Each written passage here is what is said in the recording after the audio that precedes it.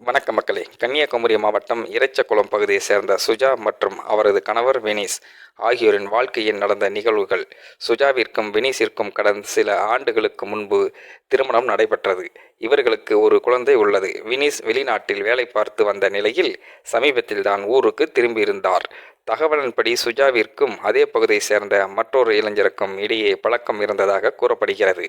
இது குடும்பத்திற்குள் பெரும் பிளவை ஏற்படுத்தி உள்ளது. இதன் தொடர்ச்சியாக ஏற்பட்டு குடும்ப தகராறில் சுஜா தனது கணவர் வினீஸிற்கு உணவில் விஷம் வைத்து கொன்றதாக குற்றம் சாட்டப்பட்டு அந்த கொலை சம்பவம் குறித்து போலீசார் வழக்கு பதிவு செய்தது விசாரணை நடத்தினர். விசாரணையில் சுஜா தனது கணவரை கொலை செய்ததாக ஒப்புக்கொண்டதாக ஊடக செய்திகள் தெரிவிக்கின்றன. இதைத் தொடர்ந்து அவர் கைது செய்யப்பட்டு சிறையில் அடைக்கப்பட்டார்.